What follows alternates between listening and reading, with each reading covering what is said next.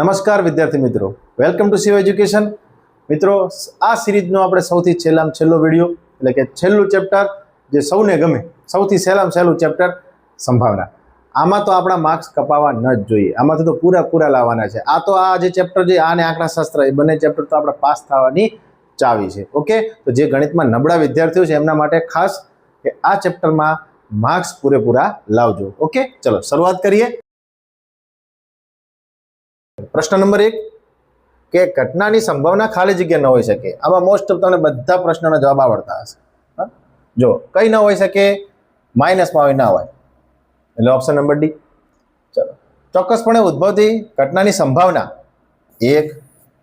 ગણિતની પરીક્ષામાં 80 ગુણમાંથી 80 ગુણ મળે તેની સંભાવના. હવે આ ગુણવાળો જે પ્રશ્ન છે ને ઘણા લોચા મારી દેશે. બરાબર, શું કરવાનું? ઉપર એક જ આવે, આ ફિક્સ જ છે. ગમે તેટલા ગુણમાંથી ગમે તેટલા ગુણ મેળવવા હોય ઉપર એક આવે, પણ ધ્યાન શું રાખવાનું કે જેટલા ગુણનું પેપર હોય એમાં એક વધારવાનો, એટલે 81. આવું કેમ થાય? કારણ કે કોઈ પેપર ના લખે તો 0 આવે ને, તો 0 પરિણામ એક ગણાય. બરાબર, તો એમાં આવશે જવાબ 1/81. 1/81. 100 માર્ક્સનું પેપર હોય તો 1/101. બરાબર, ચલો આગળ. કોઈ પણ ઘટનાની સંભાવના ખાલી જગ્યા ન હોઈ શકે. વારા ઘડીએ જે પ્રશ્ન રિપીટ થાય એટલે સમજી લેવાનું કે મોસ્ટ આઈએમપી પ્રશ્ન થઈ ગયો આપણા માટે. ઓકે, -1.5 એ ન હોઈ શકે. મુકેશને એક લોટરીનું પ્રથમ ઇનામ જીતવાની સંભાવના 0.07 છે. અહીંયા સંભાવના આપી દીધી છે. કુલ 6000 ટિકિટ વેચાઈ, તો મુકેશે કુલ કેટલી ટિકિટ ખરીદી હશે? જ્યારે આવો કંઈક ઉલટો પ્રશ્ન પૂછાય તો કંઈ નહીં આ કરવાનું, આ બંનેનો ગુણાકાર કરી દેવાનો, એટલે કે 0.07 ગુણ્યા 6000. આમાંથી પોઈન્ટ કાઢો એટલે ખાલી 7 રહેશે, તો 7/100 ગુણ્યા 6000. 0 ઉડી ગયા, 7 છંગ 42 અને એક 0 લાગી જાય એટલે કેટલા આવ્યા? 420. તો જવાબ 420. શું કીધું? જે જવાબ આપેલા હોય એ બંનેનો ગુણાકાર કરી દેવાનો. આવું ક્યારે હોય? જ્યારે સંભાવના શોધવાની ના હોય, સંભાવના તમને આપી દીધી હોય ત્યારે આ કરવાનું. ચલો આગળ. ચોક્કસ ઘટનાની સંભાવના બધાને ખબર છે શું આવે? ચોક્કસ ઘટનાની સંભાવના 1 આવે. ઈ નહીં સંભાવના પ્લસ ઘટના ઈ નહીં. જ્યાં સરવાળો લખેલો હોય ને, સરવાળા નિશાની આંખ બંધ કરીને 1 મૂકી જ દેવાનો, આમાં કઈ જોવાનું જ નહીં. સરવાળો શબ્દ આવે એટલે 1 આવે. બરાબર, ચલો. ખાલી જગ્યા ઘટનાની સંભાવના ન હોઈ શકે. જો કેટલી વાર પ્રશ્ન આવે છે, માઇનસ ન હોઈ શકે. સૂર્ય પશ્ચિમમાં આથમે તો પશ્ચિમમાં જ આથમે, તો જવાબ 1 આવે. સૂર્ય પૂર્વમાં આથમે હોય તો 0. અહીંયા પશ્ચિમમાં સાચું વાક્ય હોય, આ વાક્ય જો સાચું હોય ને તો જવાબ 1. આ વાક્ય જ ખોટું હોય તો જવાબ 0. સૂર્ય પશ્ચિમમાં આથમે છે, હા સાચી વાત છે.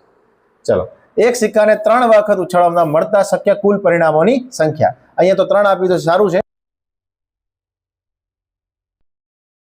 ગમે તે સંખ્યા આપ્યો 6 આપ્યો હોય તો શું કરવાનું કે ભાઈ એક સિક્કાને 5 વખત ઉછાળ્યો તો એક માટે સૂત્ર લખાવું, તમને નોટ કરી લેજો. 2 ની n ઘાત. બરાબર, આ n ની જગ્યાએ શું મૂકવાનું?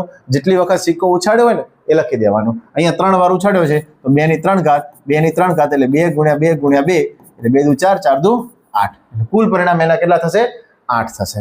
આ સૂત્ર સિક્કા માટે. ચલો આગળ.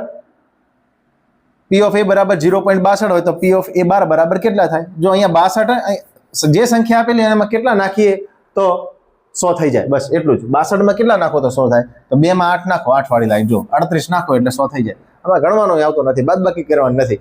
62 માં કેટલા નાખો? 100 થાય, તો 38 થાય. સમતોલ પાસાને 1 વખત ઉછાળતા મળતા શક્ય કુલ પરિણામોની સંખ્યા. સમતોલ પાસો જે છે, જો 2 વાર ઉછાળીએ તો 36 મળે, પરંતુ એક જ વાર ઉછાળીએ તો કેટલા પરિણામ મળે છે? 6 મળે છે. ચલો આગળ. 13મો. P of E વત્તા P of E બાર બરાબર -1 નહીં ભાઈ, +1 આવે. એટલે વિધાન કેવું છે? ખોટું છે. જો કોઈ એક ઘટના એની સંભાવના P of A હોય તો શું આવું થાય? આ એવું કહે છે કે આ જે P of A બાર જે છે એ P of A કરતા નાનો મળે, એવું ના હોય, મોટો પણ મળી શકે. એટલે આ પણ શક્યતા છે ને આવી પણ શક્યતા છે. આ બંને આવે. એક જવાબ તમે ના કહી શકો કે કોણ નાનો, એવું તો છે જ નહીં ને કે હંમેશા P of A જ નાનો રહે અથવા તો P of A જ મોટો રહે, એવું ના હોય. ગમે તે મોટો હોઈ શકે ને ગમે તે નાનો હોઈ શકે. એટલા માટે તમે કોઈ એક વસ્તુ માટે ના કહી શકો. એટલે આ વિધાન કેવું છે? ખોટું છે. આ બંને સાચા આવે એટલા માટે. ચલો આગળ. જો P of A બરાબર A જેમ P of E બાર બરાબર 4/7 હોય તો P of A બરાબર ખાલી જગ્યા ઘણી વાર આ દાખલો ગણવાનો પણ પૂછાઈ જતો હોય છે, તો કેવી રીતે ગણતરી થાય ધ્યાનથી જોજો. અહીંયા જે સંખ્યા હોય એ એની પાછળ x લગાડી અને સરવાળો કરી દેવાનો. 4x અને 7x બરાબર કરવાનું અને લખવાનો 1. કેમ આવું? કારણ કે જુઓ, p ઓફ a ની કિંમત કેટલી? 4x. p ઓફ a બરાબર આપણે છૂટા કર્યા, જેમમાંથી છૂટા કરીએ ત્યારે x લાગે. p ઓફ a બરાબર 7x. અને આપણને ખ્યાલ છે કે p ઓફ a વત્તા p ઓફ a બાર સરવાળો કેટલો થાય? 1 થાય ને? હા, તો 1 એટલા માટે 1 છે, એટલે ડાયરેક્ટ લખ્યું મેં તમને. ચલો સરવાળો કરી તો 7 ને 4 11x એના બરાબર 1. તો x બરાબર 1/11. હવે આપણને શું પૂછ્યું છે કે p ઓફ a, તો p ઓફ a ક્યાં છે? 4x છે. તો કે 4 ગુણ્યા x ની જગ્યાએ 1/11, તો 4 એકા 4 નીચે આવશે 11. એટલે સાચો જવાબ આવે છે 4/11. અને અહીંયા તમને જવાબ આપ્યો છે 4/7. એટલે આ વિધાન કેવું છે? ખોટું છે. ગણતરી કરીને કરવું હોય તો આ રીતે કરવાનો. ગણતરી વાળો દાખલો પૂછાય તો તમારે આ રીતે ગણતરી લખવાની રહેશે. ઓકે, ચલો આગળ. 16મો, અશક્ય ઘટના. અશક્યને જે ઘટે જ નહીં એ અશક્ય ઘટના, ખોટું વિધાન હોય તેની સંભાવના શું હોય? 0 હોય, એટલે વિધાન સાચું છે. ચલો 17મો, કોઈ ઘટનાની સંભાવના -1.5 હોઈ શકે? ના હોઈ શકે ભાઈ.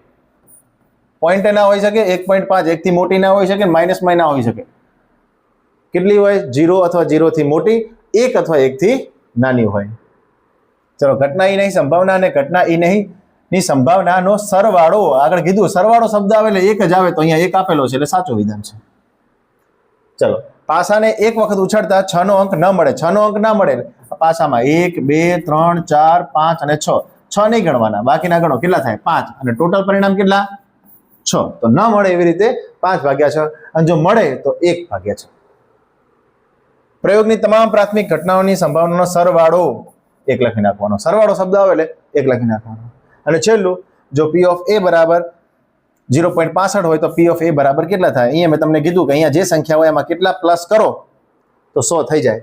તો 65 ની અંદર 35 પ્લસ કરો એટલે 100 થઈ જાય, એટલે જવાબ આવે 0.35. આ બધા એક વાક્યમાં છે, એટલે ડાયરેક્ટ તમે 0.35 લખો તો પણ સાચો જવાબ આવે. ભલે શોધો એટલે કે ગણતરી કરીને લખવાનું નથી, 1 જ માર્ક્સનો છે. ઓકે, તો આ હતું સંભાવના ચેપ્ટર. મિત્રો, આ આપણે છેલ્લો વિડીયોની અંદર બધા જ પ્રકરણ જે હેતુલક્ષીમાં પૂછાય છે, બધા જ બોર્ડની અંદર જેટલા પણ પ્રશ્નો પૂછાયેલા હતા એ બધા સોલ્વ કરી દીધા. આ સિરીઝ તમે કેવી લાગી? જો મજા આવી હોય તો કમેન્ટ જરૂર કરજો. જો નવા હોય તો ચેનલને સબસ્ક્રાઇબ કરી દેજો. અને હવે પછી આપણે કંઈક નવું લઈને આવશું જે તમારે બોર્ડની પરીક્ષામાં સારા એવા માર્ક્સ અપાવશે. Thank you.